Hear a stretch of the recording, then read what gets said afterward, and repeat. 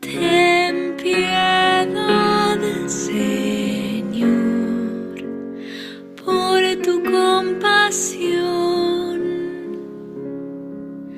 Ten piedad de mí, Señor, por tu bondad, por tu gran compasión. Borra mis faltas, lávame totalmente de mi culpa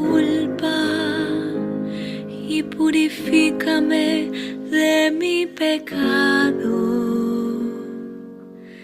Ten piedad, Señor, por tu compasión,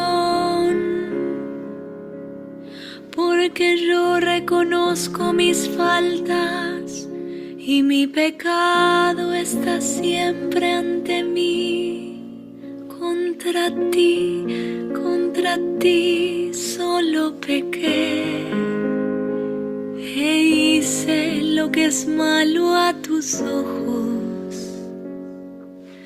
Ten piedad, Señor, por tu compasión. Crea en mí, Dios mío, un corazón puro y renueva la firmeza de mi espíritu. No me arrojes lejos de tu presencia, ni retires de mí tu Santo Espíritu. Ten piedad, Señor, por tu compasión. Devuélveme la alegría de tu salvación, que tu Espíritu generoso me sostenga. Abre mis labios, Señor, y mi boca proclamará tu alabanza. Ten piedad, Señor, por tu compasión. Ten piedad, Señor, por tu compasión.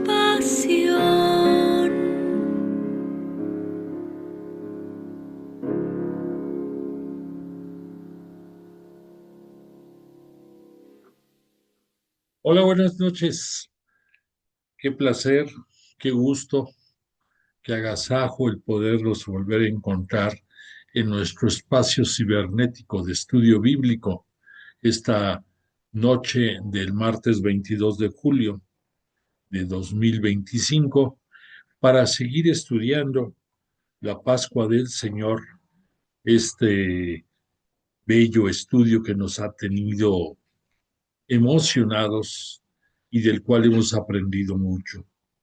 Vamos comenzando como debe de ser, dando alabanza y gloria a Dios Padre, y te invito para que de corazón, unidos digamos en el nombre del Padre, del Hijo y del Espíritu Santo. Amén. Padre nuestro que estás en el cielo, santificado sea tu nombre. Venga a nosotros tu reino, hágase tu voluntad en la tierra como en el cielo. Danos hoy nuestro pan de cada día. Perdona nuestras ofensas como también nosotros perdonamos a los que nos ofenden. No nos dejes caer en la tentación y líbranos del mal. Amén. Dios te salve María, llena eres de gracia, el Señor es contigo. Bendita eres entre las mujeres y bendito el fruto de tu vientre Jesús. Santa María, Madre de Dios, ruega por nosotros pecadores, ahora y en la hora de nuestra muerte. Amén. Gloria al Padre, al Hijo y al Espíritu Santo, como era en el principio y siempre, por los siglos de los siglos. Amén. E invocamos al Espíritu Santo y juntos decimos: oh Espíritu Santo, don de Dios y fuerza de lo alto, fuente de agua brotante de vida eterna, desciende y mora en nuestros corazones. Haznos verdaderos adoradores del Padre, condúcenos a la plenitud de la verdad y transfórmanos en testigos de Jesús para llevar su nombre hasta los confines de la tierra. Amén. Pues le agradecemos a Jesús de Nazaret y al Espíritu Santo que como siempre nos acompañan esta noche, están entre nosotros para ayudarnos a entender el alcance de sus palabras, de sus acciones, de su ejemplo. Y tenemos una petición particular esta noche.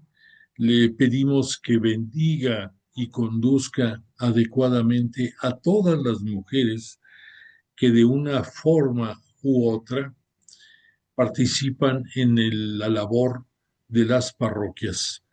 Cada día es mayor el número de mujeres que en las distintas actividades pastorales colaboran y nos llena de orgullo el que así sea, porque pues pensemos si el propio Jesús de Nazaret le encargó a María Santísima, su madre, y por misericordia, Madre nuestra, la custodia y guía de su iglesia, pues es porque las mujeres es pudiéramos decir, la mejor garantía de que se trabaje organizadamente, que se cumplan con los propósitos y que llegue, como está previsto, la palabra de Dios a los confines de la tierra. Por lo tanto, le pedimos las bendiga, las conduzca, que el Espíritu Santo les hable, que haga que su labor sea más que gratificante y que se cumplan con los objetivos que se trazan. Por eso el salmo con el que iniciamos esta noche también tiene mucho que ver con el tema central que vamos a tratar este día. El bello canto que escuchaste es un canto que está soportado en el Salmo número 51 de la nomenclatura hebrea, que se llama Miserere. Este salmo es muy bello en su contenido y es de la autoría, la letra del rey David. El acompañamiento original fue del maestro del coro de Coré, que era el maestro del coro de David. Y este salmo, como tú pudiste apreciar en su narrativa, está soportado en un momento álgido en la vida del rey David. Te ubico, el profeta Natán le fue a ver al rey David y de una manera sutil primero y después abiertamente le recriminó. Punto número uno, que hubiera puesto sus ojos en una mujer casada. En este caso hablamos de Betsabé, que debió haber sido una mujer hermosísima que le cautivó al rey David, pero que sin medir las consecuencias la tomó por mujer y tuvo relaciones incestuosas con ella. Independientemente de esto, en una falsa salida, esta mujer, Betsabé, que su esposo era un fiel vasallo, un fiel soldado del rey David, de nombre Urías, fue enviado al frente de guerra con toda la mala intención de parte del rey David de que encontrara en esa acción la muerte, cuestión que sucedió. Entonces, poco tiempo después de estos acontecimientos, el profeta Natán le visita y le recrimina su actuación. Después de que lo desenmascara, el rey David sufrió mucho por su pecado, por su falta, y independientemente de las consecuencias del mismo, que fue que el hijo que Betsabé y él habían eh, tenido como consecuencia de sus relaciones, al nacer murió y que no hubo forma alguna de poder cambiar el designio divino y pues es más que entendible. Posteriormente a esto, pues tuvo que pasar una temporada de muchas angustias, de muchas presiones, y reconociendo su falta y su pecado, imploró misericordia a Yahvé Dios, Dios Padre para nosotros.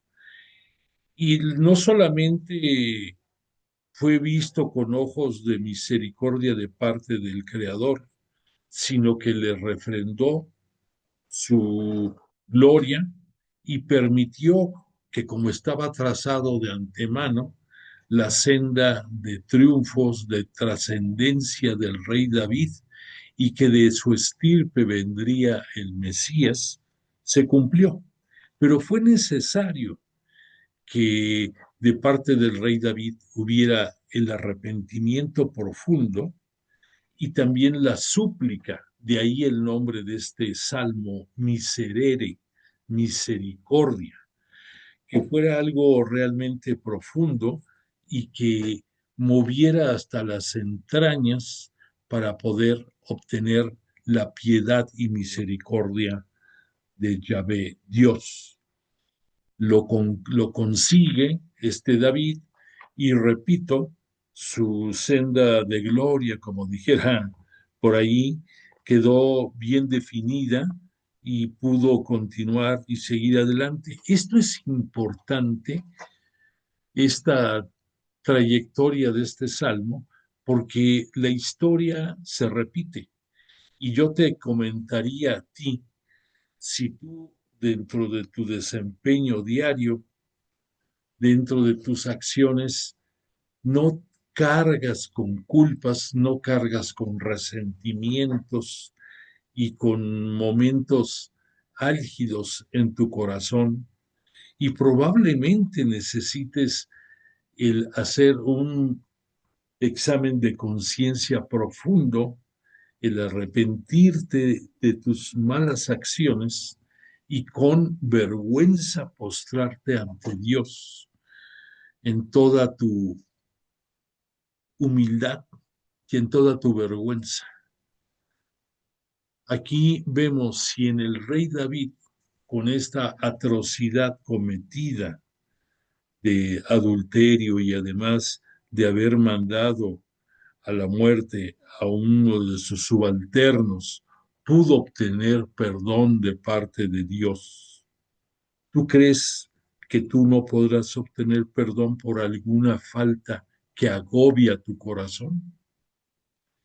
Entonces, recíbelo como una invitación para que de corazón analices todo lo que ha pasado en tu vida y no permitas, y menos en este año del jubileo de la misericordia, desaprovechar la oportunidad de hacer una muy buena confesión y siguiendo los protocolos de la penitenciaría romana, aprovechar las ventajas y regalos que a través de cruzar la puerta santa puedes obtener este año de jubileo.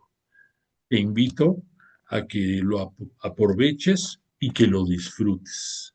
Bueno, pues la noche de hoy, como comentamos, llevo una especial dedicatoria a las mujeres y circunstancialmente o si tú gustas, llámalo diosidencia, el día de hoy eh, el, la iglesia celebra la festividad de María Magdalena y casualmente esta noche va a ser la persona que nos va a llevar un gran tiempo de nuestras reflexiones y a través de ella vamos a poder conocer la potestad y el encubrimiento, el ensalzamiento, perdón, el ensalzamiento que la mujer obtuvo a través de la resurrección del Señor.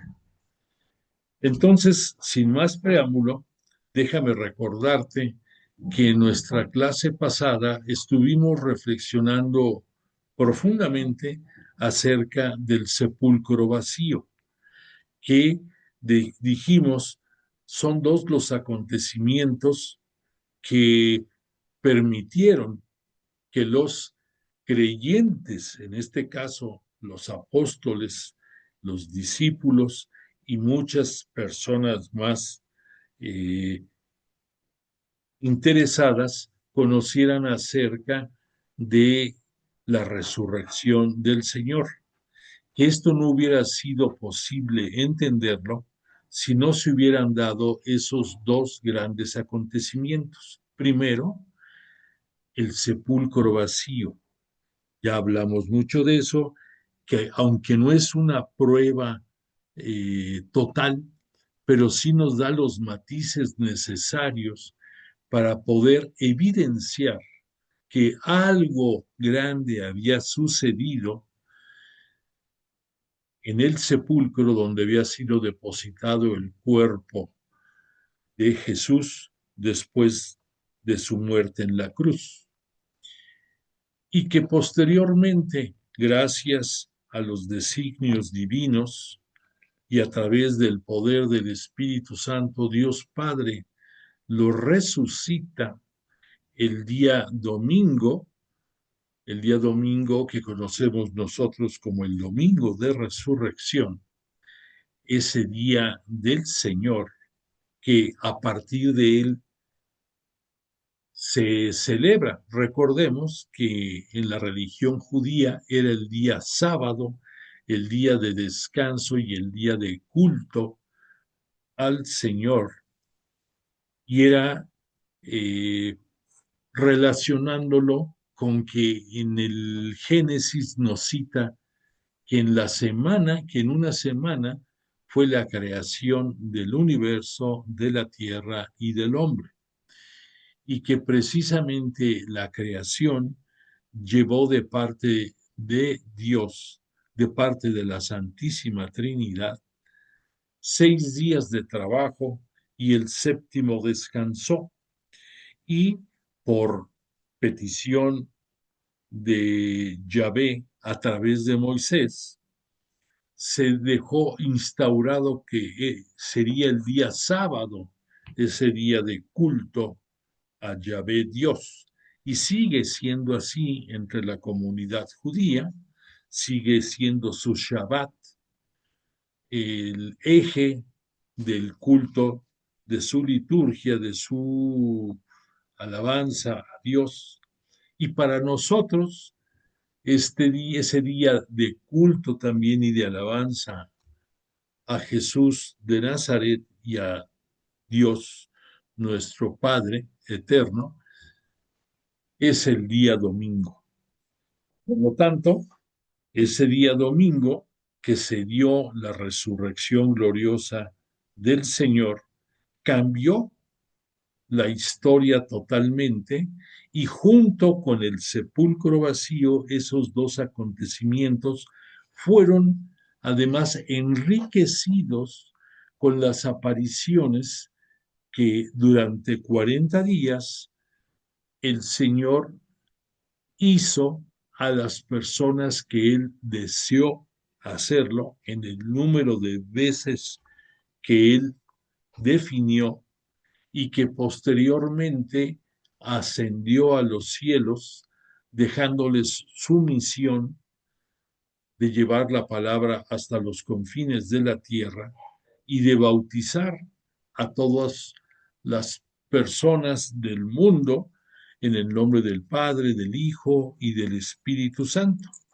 Y posteriormente, 10 días después, se va a dar el fenómeno, se va a dar la celebración de Pentecostés, en el cual el Espíritu Santo prometido, el Paráclito que Jesús ofreció enviar a sus apóstoles, se vuelve realidad cuando Dios Padre, a petición expresa de Jesús de Nazaret, lo va a enviar. el domingo de Pentecostés, que en ese año cayó con la fecha del 28 de mayo del año 30. Bueno, entonces estuvimos reflexionando que en sí el sepulcro vacío y las apariciones de Jesús resucitado son los dos elementos que dan respaldo a, a esa promesa de la resurrección que Jesús había citado se iba a dar, dando cumplimiento a a las a todo lo que estaba escrito en las Sagradas Escrituras y que en Jesús encontró su cumplimiento. Por esa razón, te hago nada más el comentario. Cuando Jesús en la cruz, dentro de las 7 frases, dentro de las 7 palabras, como lo conocemos nosotros, hay una que, de acuerdo a la tradición, nos lo citan como que todo, como que dijo el maestro, todo se ha consumado.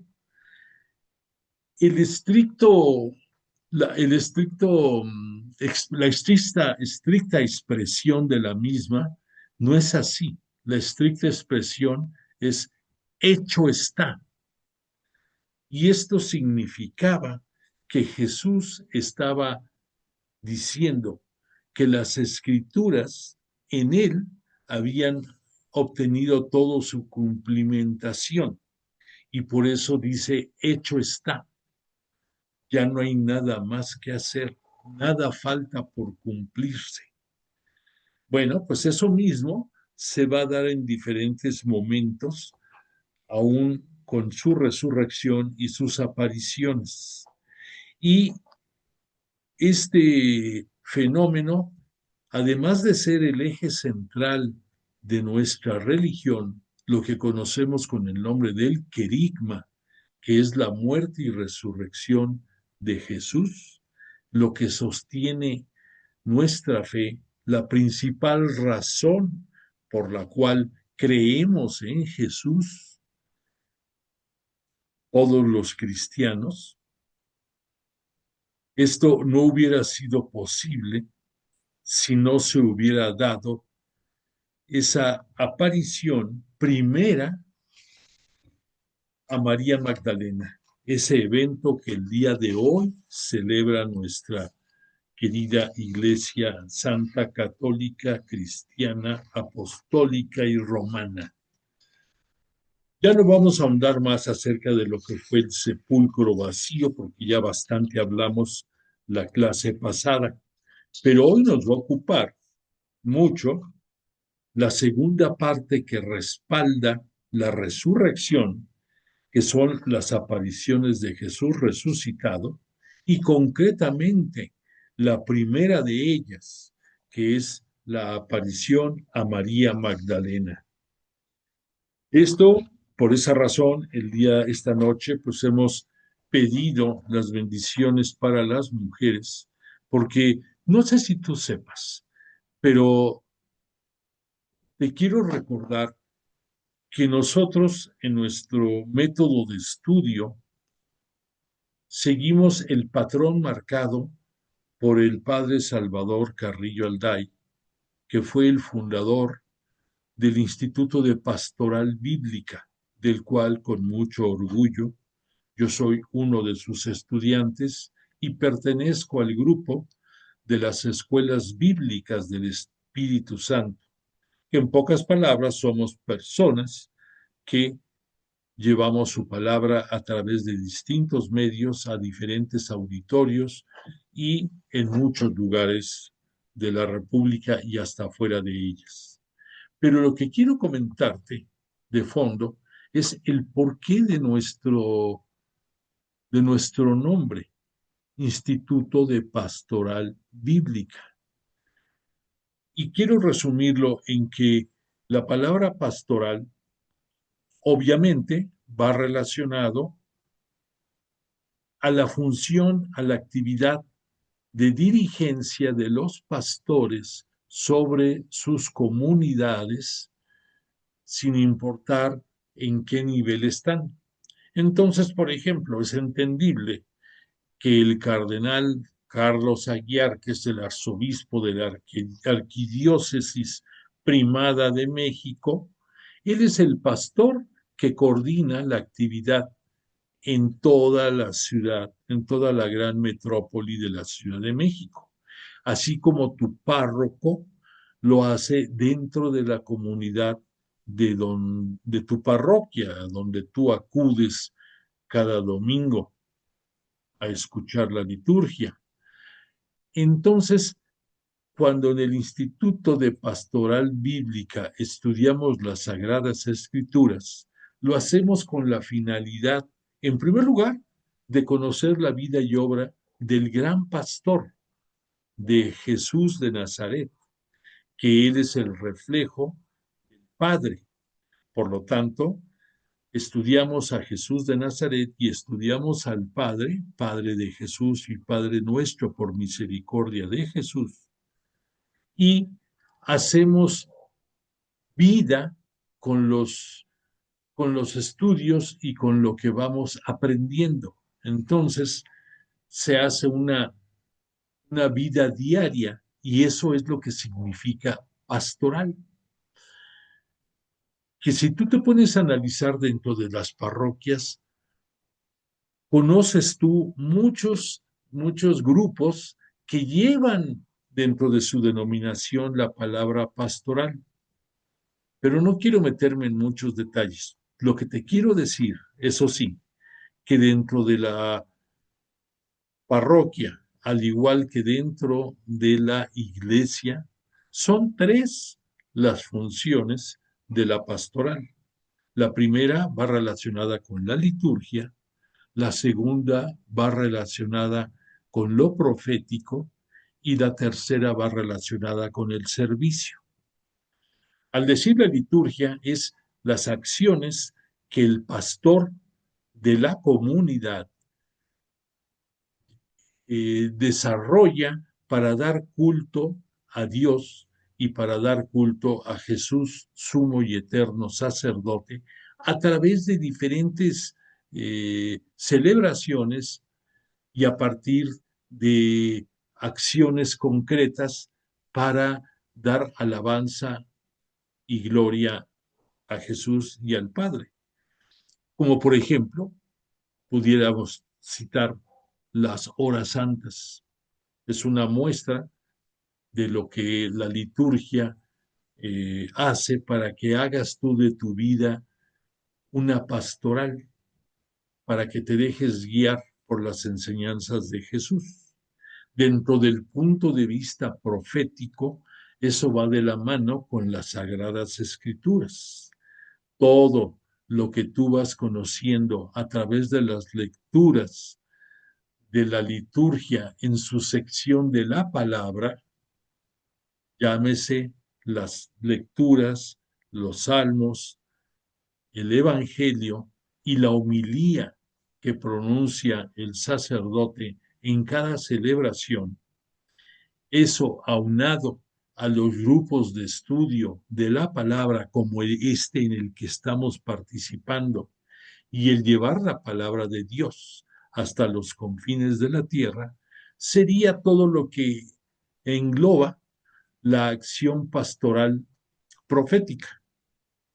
Y lo que sería el servicio sería el desarrollo, el desempeño de todos los grupos asistenciales de labor social que tiene cada una de las parroquias o de las comunidades o de la arquidiócesis o de la iglesia misma en su conjunto, que ahí tú podrías citar, pues, algunos tienen grupos de servicio de despensas, otros tienen de ayuda a enfermos, otros tendrán de reparto de ropa y de otras cosas más, otros de dar servicio a lo mejor de acompañamiento a enfermos, a otros a encarcelados, etcétera, etcétera. Eso es la pastoral de servicios. a grosso modo. Entonces, todas estas pastorales no serían posibles sin el apoyo decidido de las mujeres. Por eso esta noche estamos pidiéndole a Dios porque las bendiga y las guíe y permita que en un sano desempeño cumplan con sus tareas. Pero todo esto está soportado por dos grandes pilares. El primero, la guía y sin restricción alguna de María Santísima, de la siempre Virgen María, como custodia de la Iglesia, porque es la que conduce a la barca de la Iglesia por las aguas tormentosas de los tiempos y que la va a llevar a buen puerto para llegar hasta el día de la parucía, el final de los tiempos escatológicos. Y la segunda, por medio del testimonio de la resurrección, que Jesús de Nazaret tuvo la misericordia de hacerlo a María Magdalena.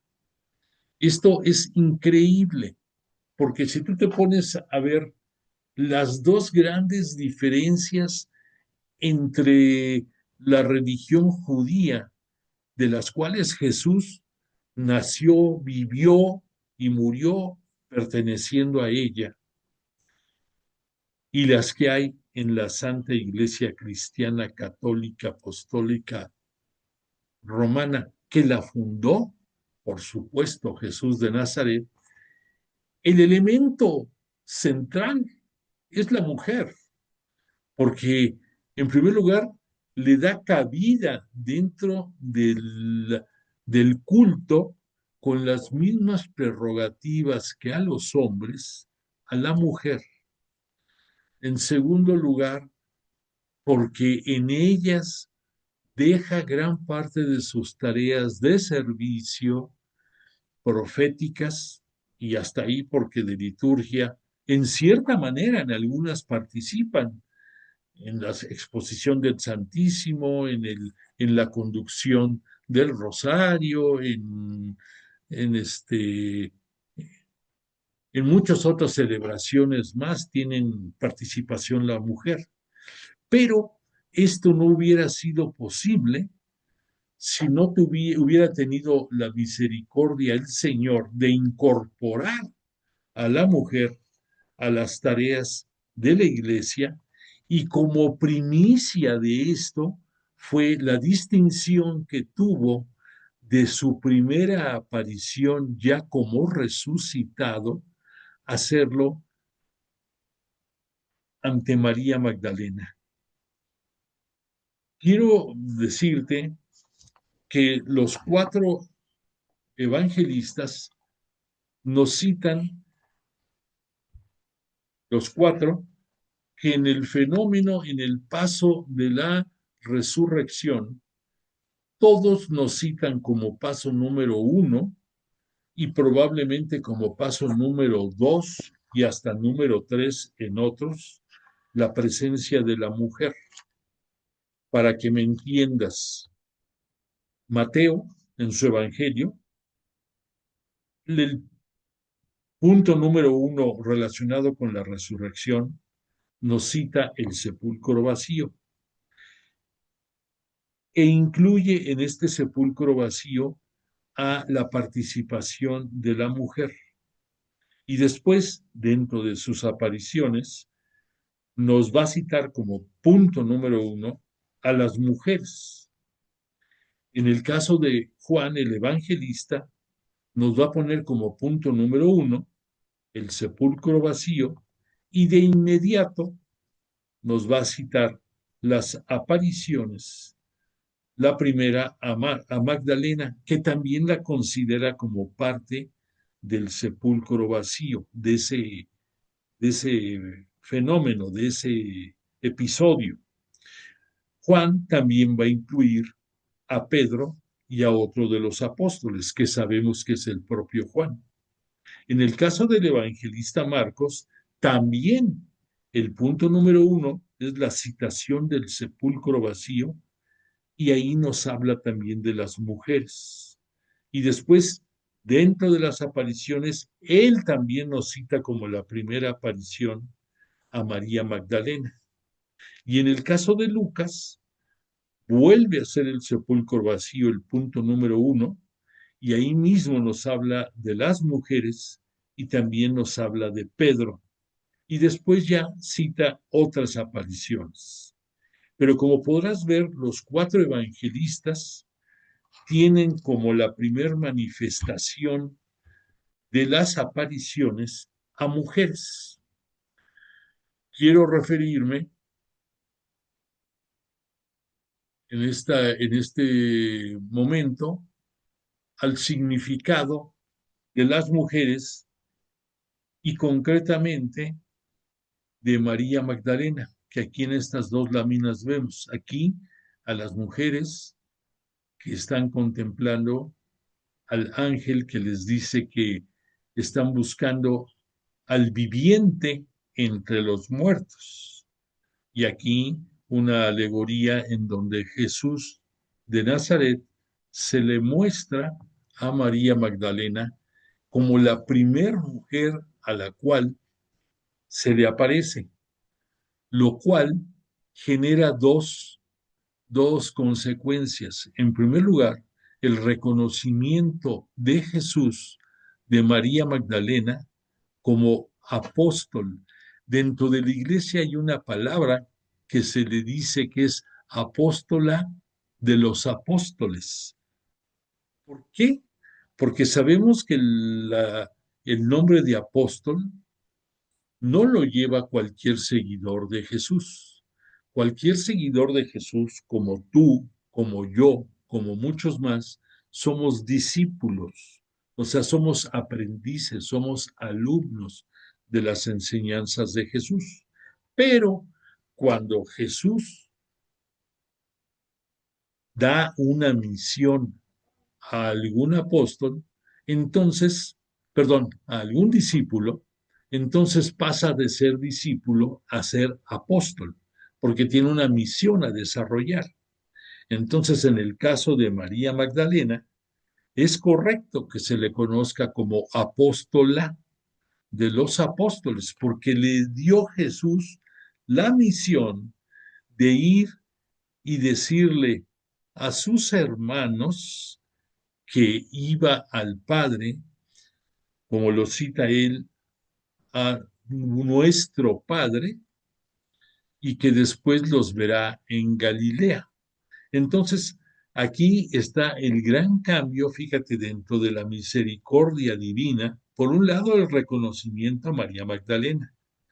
Por otra parte, el que Jesús se hace uno más de los discípulos y de sus apóstoles, porque cita claramente, vamos a ver ahorita, la descripción de que va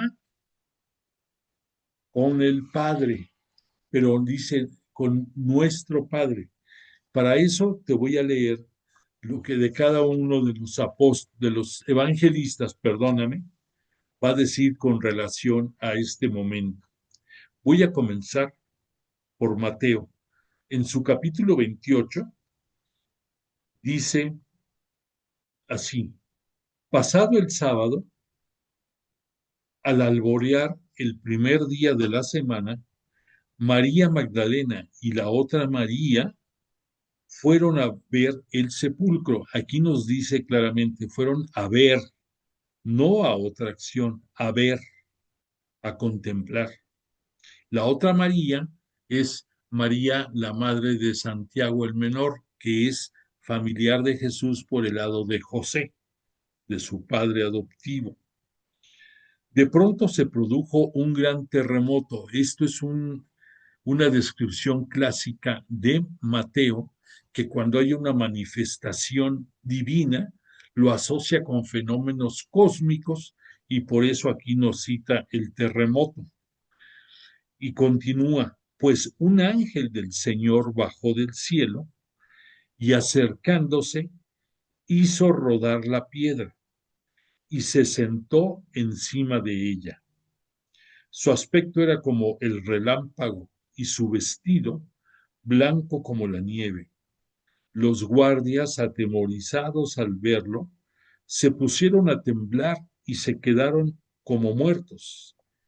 El ángel se dirigió a las mujeres y les dijo: Vosotras no temáis, pues sé que buscáis a Jesús, el crucificado, pero no está aquí, pues ha resucitado, como había anunciado. Venid, ved el lugar donde estaba, y ahora id enseguida a decir a sus discípulos, discípulos, no dice nada más a los apóstoles, a sus discípulos, ha resucitado de entre los muertos e irá delante de vosotros a Galilea. Allí lo veréis. Ya os lo he dicho. Ellas partieron a toda prisa del sepulcro con miedo y gran gozo, una mezcla entendible, miedo y gran gozo, y corrieron a dar la noticia a los discípulos. Y ya después de esto, Mateo nos cita la aparición a las santas mujeres. Nos dice Mateo: en eso Jesús les salió al encuentro y les dijo: salve, que la palabra griega original sería jairete, eso, o alegraos en español, salve sería en latín. Ellas, acercándose, se asieron de sus pies y lo adoraron. Aquí nos habla de que ellas, nos habla en plural, de que lo adoraron y lo sostienen de sus pies. Entonces les dijo Jesús: no temáis, id y avisad a mis hermanos que vayan a Galilea, allí me verán. Aquí Jesús está teniendo la misericordia de referirse a sus apóstoles como sus hermanos. Entonces, aquí está dando cumplimiento, aparte de los discursos de despedida en que nos decía que ya no nos hablaba como a cualquiera, sino como amigos. Y aquí es más, aquí se extiende y llega a decir hermanos. Entonces, para Mateo nos habla de que esa primera aparición es a las mujeres, no nos cita en específico solamente a María Magdalena. En el caso de Marcos, nos lo cita de la siguiente forma. Capítulo 16. Pasado el sábado, María Magdalena, María la de Santiago y Salomé, madre de Juan y de su hermano Santiago. Aquí vuelve a aparecer María, la madre de Santiago el menor, y también María Magdalena. Dice: compraron aromas para ir a embalsamarlo.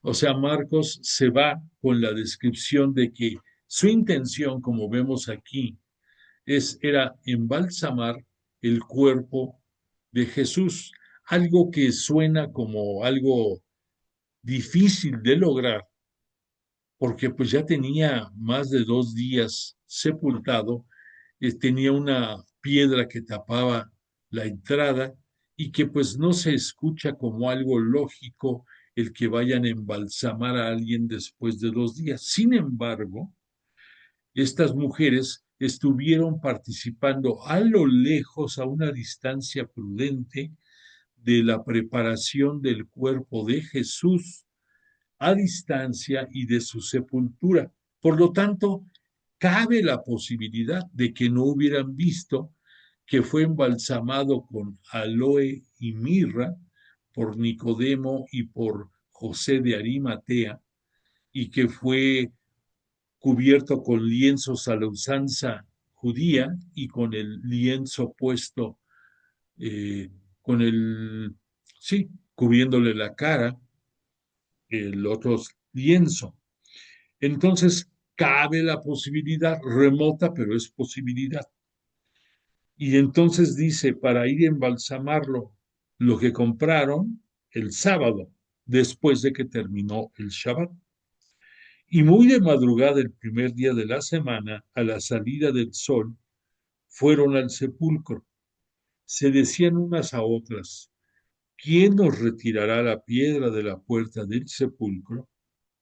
Pero al alzar la mirada, vieron que la piedra estaba ya retirada, y eso que era muy grande. Al entrar en el sepulcro, vieron a un joven sentado en el lado derecho, vestido con una túnica blanca, y se asustaron, más o menos lo que estamos viendo en esta lámina. Pero él les dijo, no os asustéis, sé que buscáis a Jesús de Nazaret, el crucificado, pero ha resucitado, ya no está aquí, ve del lugar donde lo pusieron. Él, sin embargo, a decir de sus discípulos, perdón, id, sin embargo, a decir a sus discípulos y a Pedro, que irá delante de vosotros a Galilea, allí lo veréis. Como él dijo, ellas salieron huyendo del sepulcro, pues un gran temblor y espanto se había apoderado de ellas, y no dijeron nada a nadie, porque tenían miedo. Y después nos da otro complemento.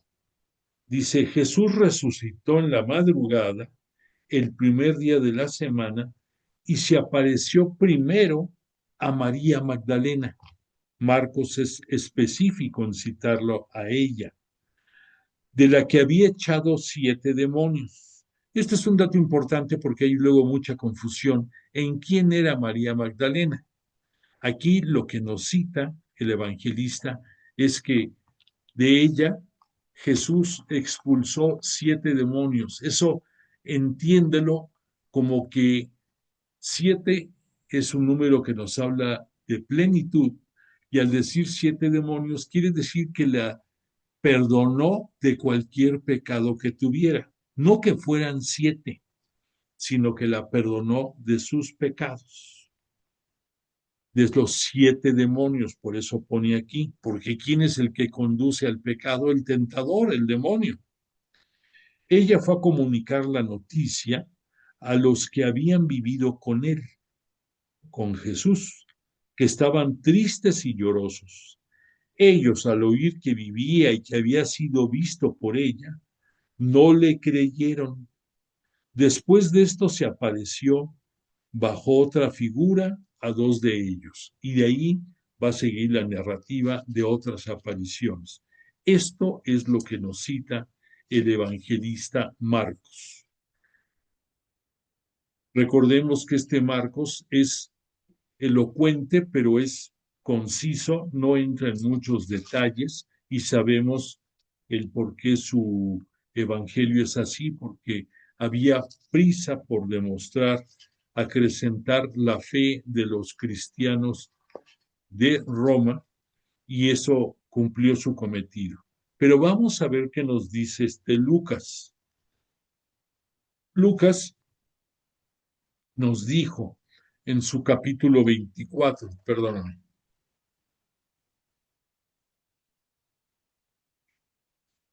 el primer día de la semana, muy de mañana, fueron al sepulcro llevando los aromas que habían preparado. Aquí no nos habla Lucas de que los compraron, que ellas los prepararon, pero la finalidad era la misma.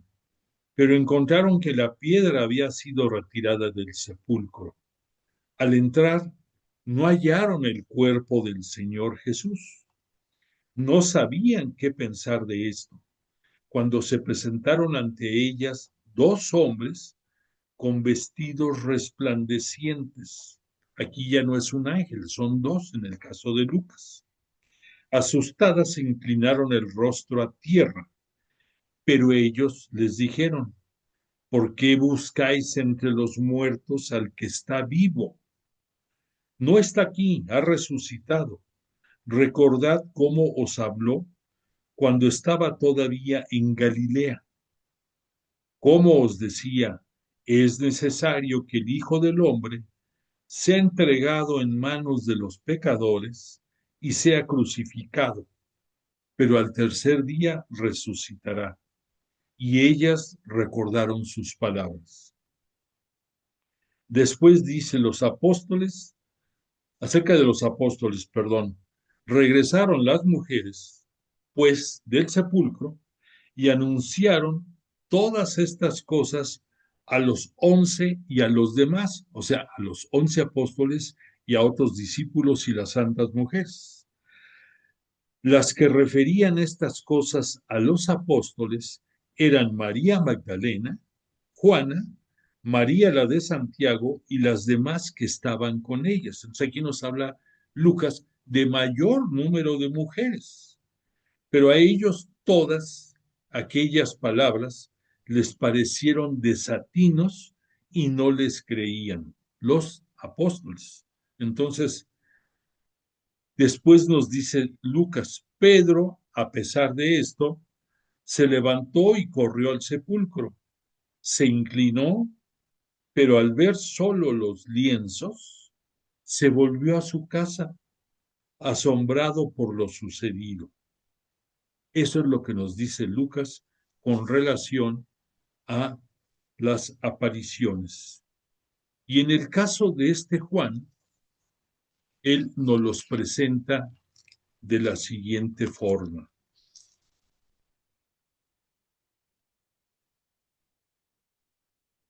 Capítulo 20 de Juan dice, el primer día de la semana fue María Magdalena de madrugada al sepulcro cuando todavía estaba oscuro y vio que la piedra estaba retirada del sepulcro. Echó a correr y llegó donde Simón Pedro y el otro discípulo a quien Jesús quería, y les dijo, se han llevado del sepulcro al Señor y no sabemos dónde lo han puesto. Salieron Pedro y el otro discípulo y se encaminaron al sepulcro. Corrían los dos juntos, pero el otro discípulo corrió por delante más rápido que Pedro y llegó primero al sepulcro. Al asomarse, vio los lienzos en el suelo, pero no entró. Detrás llegó también Simón Pedro. Entró al sepulcro y vio los lienzos en el suelo, pero el sudario que había cubierto su cabeza no estaba junto a los lienzos, sino plegado en un lugar aparte. Entonces entró también el otro discípulo, el que había llegado primero. Vio y creyó, pues hasta entonces no habían comprendido que según la Escritura, Jesús debía resucitar de entre los muertos. Los discípulos entonces volvieron a casa. Ya comentamos en la clase pasada, pero no está por demás decir que esta narrativa de Juan descarta el cuento que los judíos estaban diseminando de que los apóstoles habían ido a robar el cuerpo mientras dormían los soldados en la noche, porque pues si estaban para cuidar, no estaban para dormir. Por otra parte, si los lienzos que cubrieron su cuerpo estaban en el piso, eso mostraba que no era un robo, porque nadie se iba a molestar en robar un cadáver y primero quitarle los lienzos.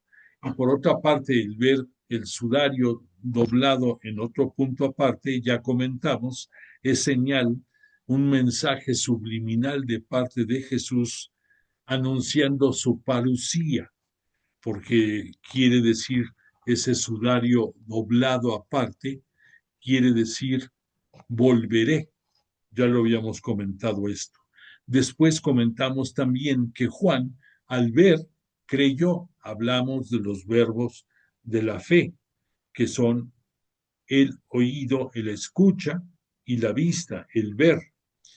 Entonces, nos queda claro lo que aquí Juan nos da a entender.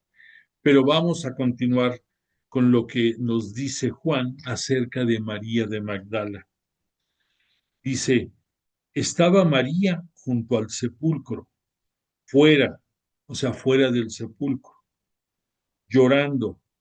Mientras lloraba, se inclinó hacia el sepulcro y vio dos ángeles de blanco, mismos que también Simón Pedro y que Juan contemplaron. Pero no nos dice que estuvieran juntos Simón Pedro, Juan y ella, pero sí estaban en el sepulcro, cada uno en donde tenía que estar y en el momento que debía de estar. Entonces los dos ángeles de blanco sentados donde había estado el cuerpo de Jesús, uno a la cabecera y otro a sus pies, le preguntaron a María Magdalena, los ángeles, ¿por qué, ¿por qué lloras? Ella les respondió, porque se han llevado a mi Señor. Punto importante, aquí nos habla de Señor, lo cual nos da la certeza de que Jesús, cuando se escribe este Evangelio, ya, por supuesto, está reconocido como Cristo y Señor. Por eso la narrativa lo cita. Porque se han llevado a mi Señor y no sé dónde lo han puesto. Dicho esto, se volvió y vio a Jesús de pie, pero no sabía que era Jesús. Punto importante, ya lo mencionamos y lo volvemos a decir aquí. Jesús siempre nos habla con la verdad y nos da el ejemplo de veracidad. Por lo tanto, si María Magdalena no lo reconoció, fue porque la apariencia de Jesús no correspondía a la imagen que ella tenía en vida del Maestro, lo cual nos refrenda que todos vamos a llegar al reino celestial con un cuerpo celestial y un alma transformada. Y el propio Jesús, primicia de la resurrección y del reino de los cielos, es el primero que nos muestra esto. Y por eso María Magdalena no lo reconoció. Le preguntó Jesús, mujer, ¿por qué lloras? Ya sabemos que esa palabra de mujer es propia de Jesús, misma con la cual se refirió a su madre en la cruz. Y entonces aquí también le dice a María Magdalena, mujer, ¿por qué lloras? ¿A quién buscas? Ella, pensando que era el encargado del huerto, le dijo, Señor, si te lo has llevado, dime dónde lo has puesto, para que yo me lo lleve. Jesús le dijo, María. Ella se volvió y le dijo en hebreo, Rabuní, que quiere decir maestro. Replicó Jesús, deja de tocarme, que todavía no he subido al Padre, pero vete donde tus hermanos, perdón, vuelvo a leer, Jesús le dice a María Magdalena, deja de tocarme, que todavía no he subido al Padre, pero vete donde mis hermanos y diles, subo a mi Padre y vuestro Padre, a mi Dios y vuestro Dios. Fue María Magdalena y dijo a los discípulos, he visto al Señor, y les repitió las palabras que Jesús había dicho. Y después nos va a citar Juan otras apariciones, no a María Magdalena, sino a sus discípulos. Va a citarlos, que lo dejamos para otro momento. Pero aquí lo importante, además de lo que comentamos acerca de la apariencia de Jesús, aquí es muy importante que nos detengamos en la expresión de Jesús hacia María.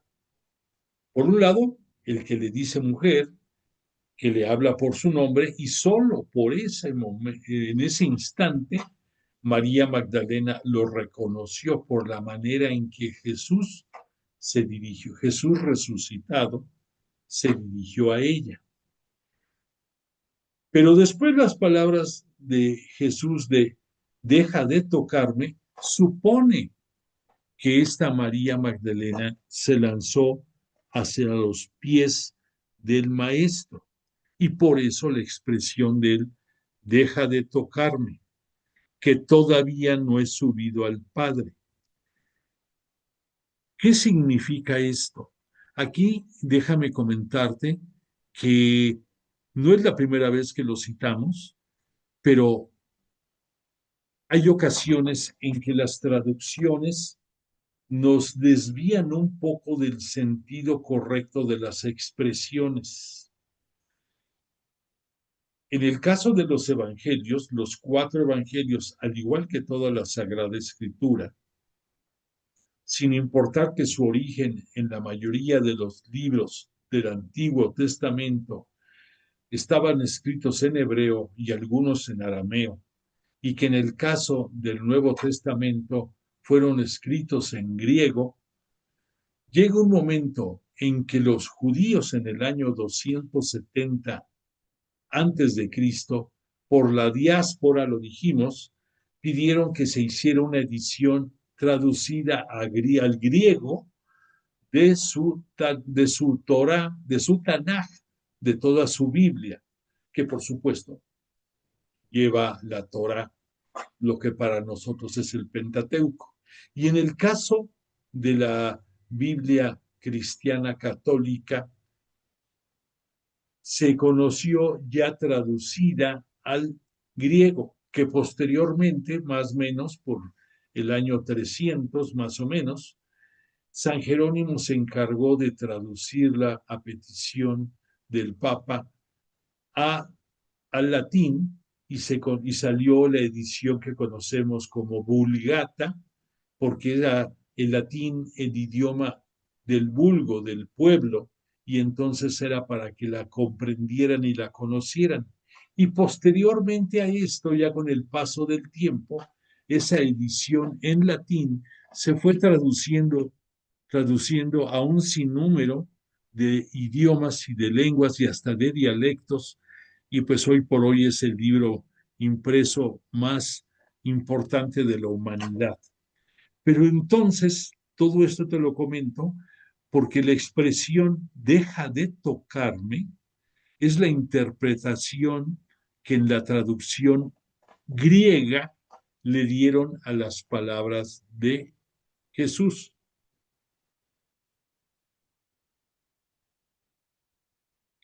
Pero el sentido de la oración no era el decir no me toques. El sentido que Juan nos da es que le dice Jesús a María Magdalena, le dice, permíteme un segundo,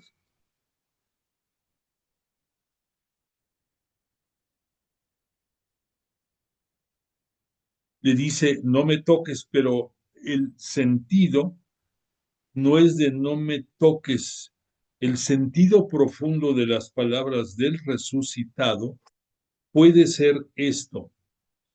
El enigmático todavía no, que nos cita Juan, nos habla de que tenía que ser glorificado por el Padre y que esta glorificación iba a ser consecuencia de su resurrección. Entonces, la expresión correcta que no se puso debió haber sido, no me retengas, no me toques, no me retengas. ¿Por qué? Porque tengo un pendiente más importante que cumplir, que es subir al Padre. Ese sería el sentido de la acción. Pero por la traducción nos quedamos un poco coartados en pensar, no me toques como una acción reprensiva, una acción de reprimenda, una acción de reclamo de Jesús hacia María Magdalena.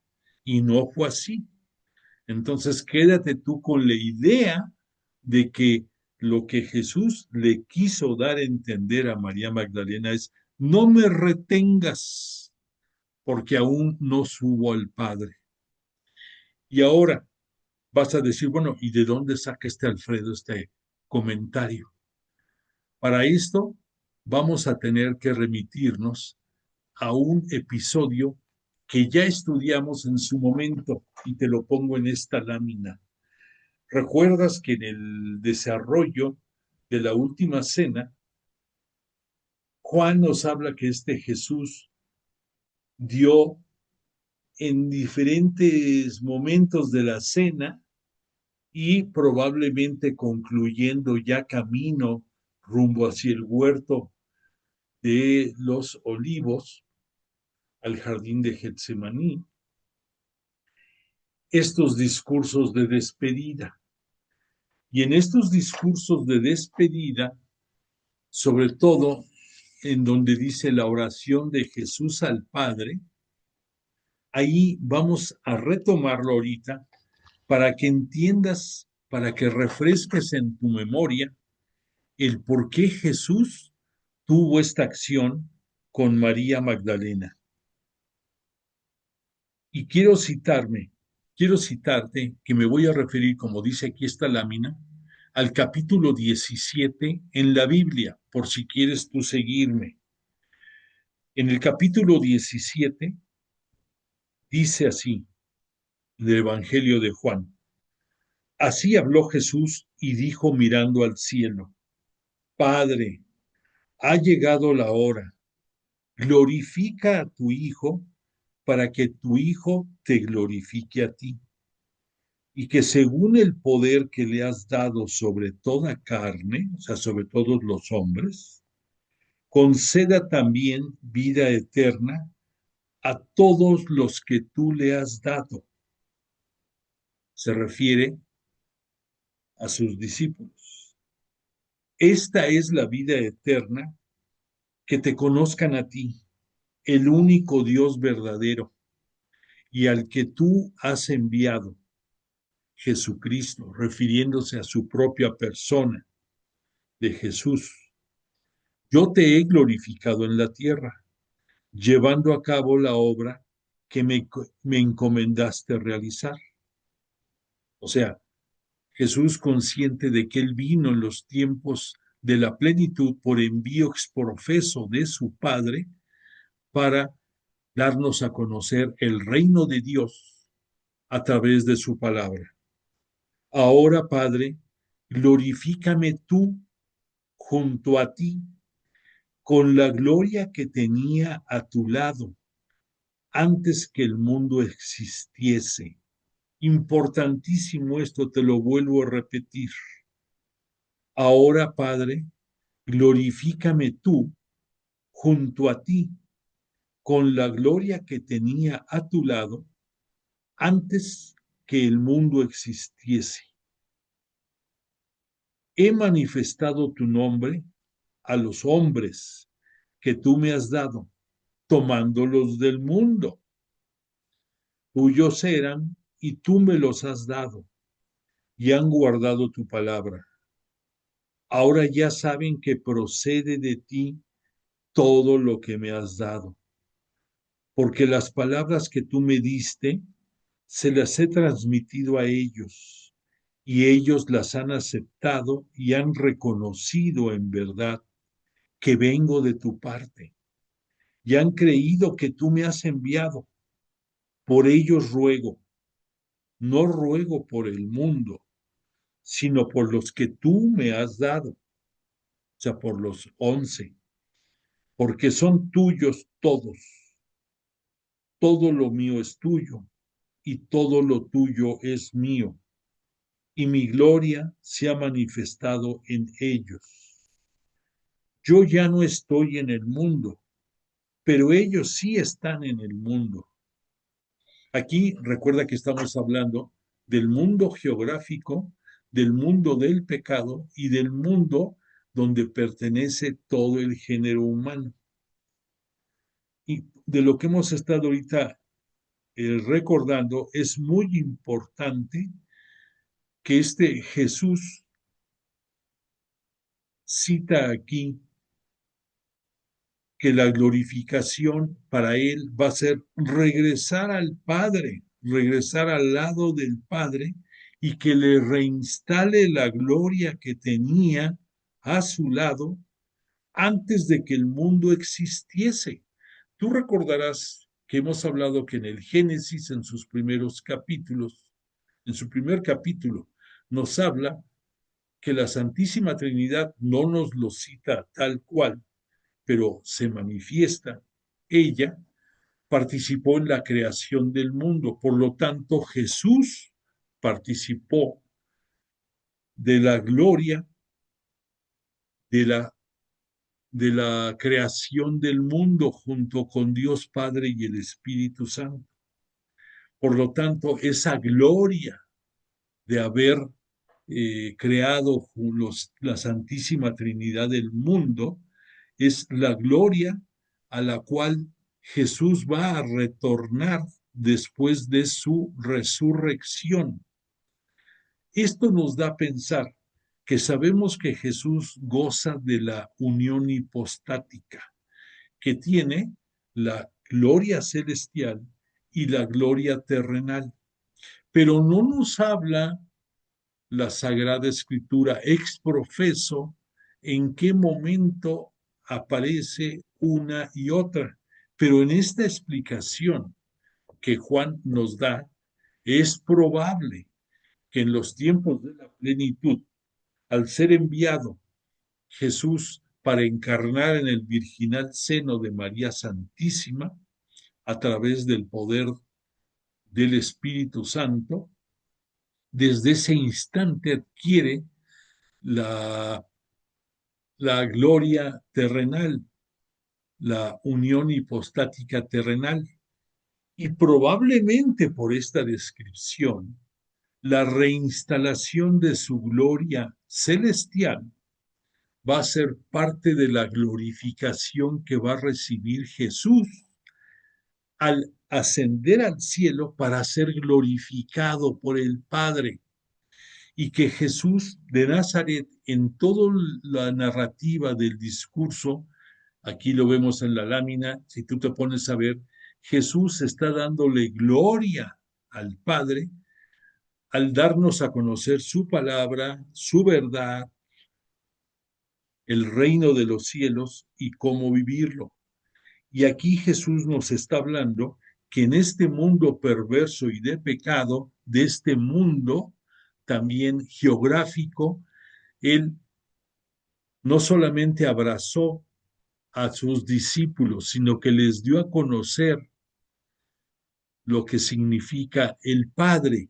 Y no solamente eso, sino que nos hizo partícipes del propio Padre, de su Padre, al hacerse Él uno más entre nosotros, al grado de que hemos visto que en la narración de Juan le dice a María Magdalena en la primera aparición, ve y dile a mis hermanos que voy al Padre, a vuestro Padre.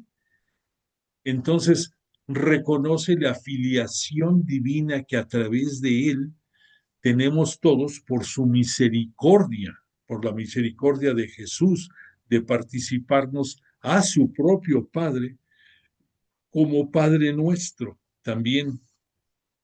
Y por lo tanto, aquí entendemos con más claridad de que Jesús dice, ruego por ellos, no ruego por el mundo geográfico, por el mundo terrenal, sino por los que tú me has dado, porque son tuyos, o sea, son tuyos, son del Padre. Todo lo mío es tuyo y todo lo tuyo es mío. ¿Por qué? Porque Jesús es el reflejo del poder y la misericordia divina. Y mi gloria se ha manifestado en ellos, la gloria de Jesús. Yo ya no estoy en el mundo, o sea, Sí está en el mundo geográfico, pero no en el mundo de la maldad, en el mundo de la tentación, en el mundo del demonio. Jesús decidió dar su vida por la remisión del pecado. Por lo tanto, nada tiene que ver con el mundo en el cual estamos insertos todos nosotros. Yo, en cambio, voy a ti, Padre Santo. Cuida en tu nombre a todos los que me has dado, para que sean uno como nosotros. O sea, nos habla de esa unión celestial hipostática entre el Padre y Jesús. Y aquí dice, para que Padre Santo cuida en tu nombre a todos los que me has dado, para que sean uno como nosotros.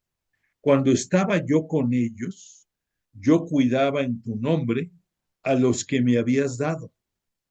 He velado por ellos y ninguno se ha perdido, salvo el hijo de perdición, para que se cumpliera la escritura. Fíjate aquí la misericordia divina, la misericordia de Jesús, que en la narrativa no increpa a Judas, ni lo desprestigia, ni tampoco lo fustiga o lo señala. Únicamente dice, he velado por ellos y ninguno se ha perdido, salvo el hijo de perdición, o sea, Judas, que estaba perdido de antemano, para que se cumpliera la escritura. O sea, hasta ahí llega la misericordia de Jesús. No dice más. Pero ahora voy a ti y digo estas cosas en el mundo para que tengan en sí mismos la perfecta alegría que yo tengo. Yo los he dado, yo les he dado tu palabra, pero el mundo los ha odiado. O sea, nos está hablando de la revelación, Jesús, porque no son del mundo, o sea, la revelación de todo lo bueno que del Padre aprendió Jesús como su unigénito, lo dio a conocer a sus discípulos y por eso dice, el mundo los ha odiado porque no son del mundo, como yo no soy del mundo. No te pido que los retires del mundo, sino que los guardes del maligno. Ellos no son del mundo, como yo no soy del mundo.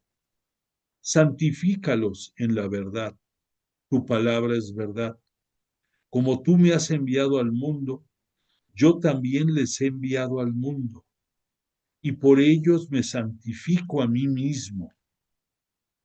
Esa santificación en parte es glorificación también. No ruego solo por esto, sino también por aquellos que creerán en mí por medio de su palabra. O sea, los que van a creer en Jesús y en Dios a través de la palabra de los apóstoles que van a seguir el mandato de Jesús de llevar su palabra hasta los confines de la tierra y de bautizar a todos en el nombre del Padre, del Hijo y del Espíritu Santo. Como tú, Padre, en mí y yo en ti, que también sean uno con nosotros, para que el mundo crea que tú me has enviado. Les he dado la gloria que me diste. Fíjate, les he dado la gloria que me diste. O sea, no se reservó nada Jesús solo para él.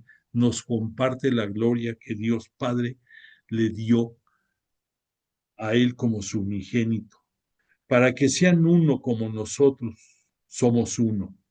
Yo en ellos y tú en mí, para que sean perfectamente uno, y el mundo conozca que tú me has enviado y que los has amado a ellos como me has amado a mí. Padre, deseo, aquí otro detalle de traducción, debiera de ser, Padre, quiero que los que tú me has dado estén también conmigo allí donde yo esté, para que contemplen la gloria que me has dado, porque me has amado antes de la creación del mundo. Fíjate qué emoción. Padre justo, el mundo no te ha conocido, pero yo te he conocido, y estos han conocido que tú me has enviado. Yo les he dado a conocer tu nombre y se lo seguiré dando a conocer, para que el amor que me has tenido esté en ellos y yo en ellos.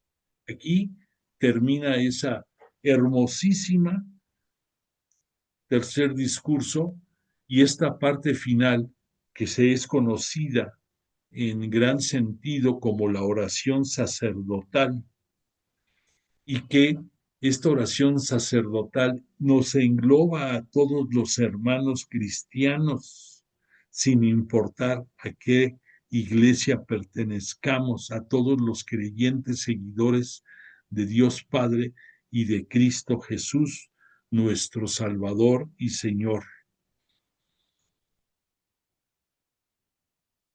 Y además, si te fijas, al ser este discurso en 3 secciones, pues es una refrenda de lo que es la perfección.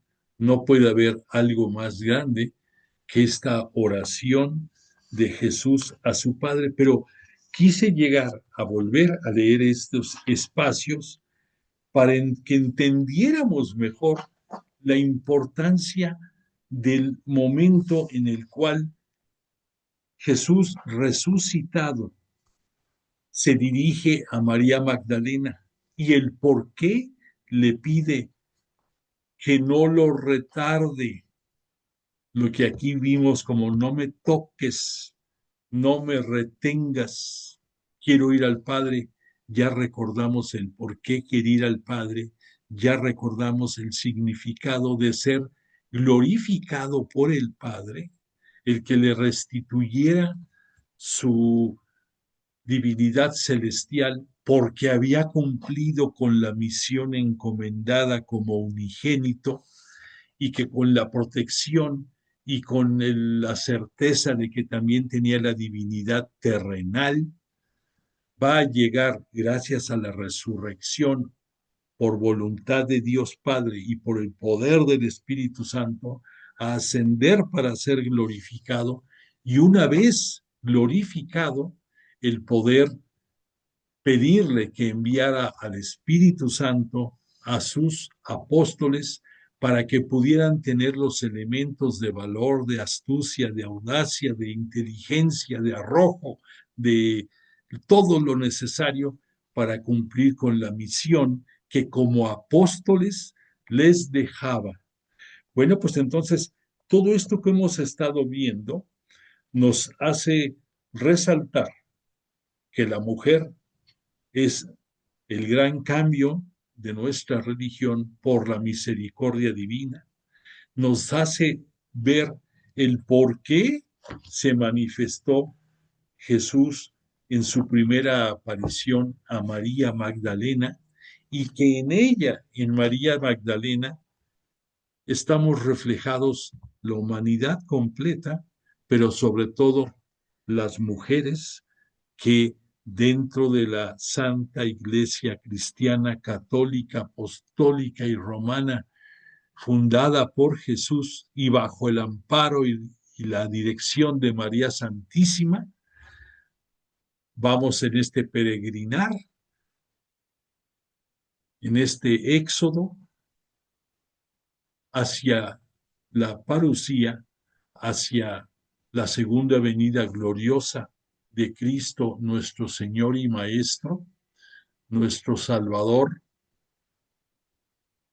y nuestro Rey de Reyes, todos juntos. Y por la misericordia de Él, vivimos con la protección de Dios Padre y bajo el amparo de la misericordia de Jesús, que a través del Espíritu Santo nos habla y acompaña todos los días de esta vida que estamos llevando. Entonces, siéntete feliz y orgulloso de que ya habiendo estudiado el sepulcro vacío y la primera aparición a María Magdalena, entendemos la gloria, entendemos la grandeza de la resurrección del Señor. Bueno, pues le damos gracias a Jesús de Nazaret y a su Espíritu Santo, el que nos hayan acompañado esta noche y nos hayan abierto los ojos del corazón, que hayamos podido ver y escuchar sus enseñanzas y a través de ellas traducirlas en fe en Él y a través de Él en Dios Padre. Te invito a que des constancia de tu presencia y deseo para ti y tu familia que tengas una semana pródiga en salud, en realizaciones y alegría, y que si Dios lo permite, el próximo martes sigamos estudiando a la Pascua del Señor para continuar con las siguientes apariciones. Pero la más importante, hoy la vimos. Gracias de tu presencia, te pongo la canción de cierre.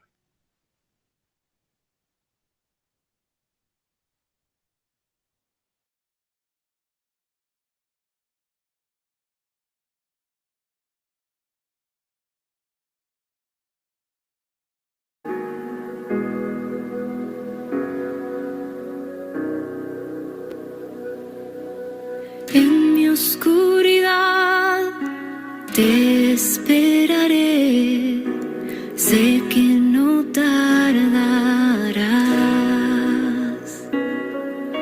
Solo tu palabra puede convertir mi llanto en felicidad. La confianza en ti me mantiene en pie, es fuerza en mi andar. Ya no temeré, tú estás aquí, tu presencia es real. Que los ángeles desciendan de lo alto, que cantemos tu grandeza y majestad, que se rompan las cadenas del pasado y a tu lado sea libre de verdad. Que mi vida se transforme en alabanza y resuene por toda la eternidad. Que me rinda a tus pies en reverencia, proclamando por siempre tu santidad.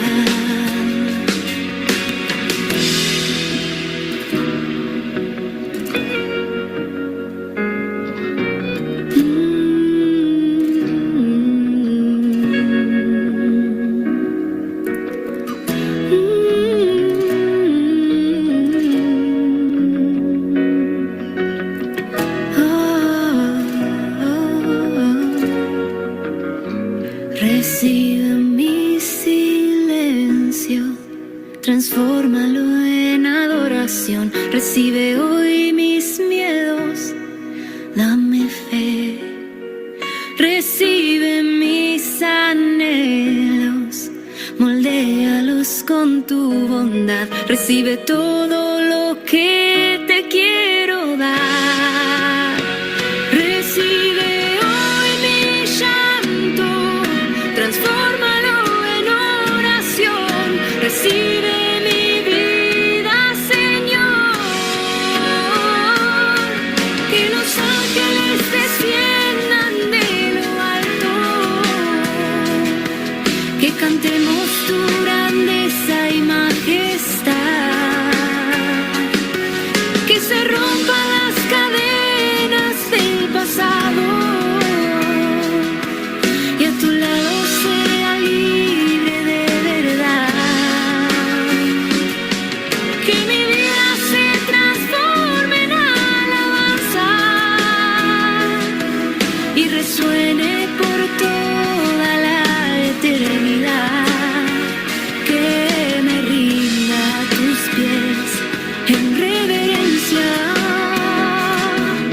clamando por siempre tu santidad.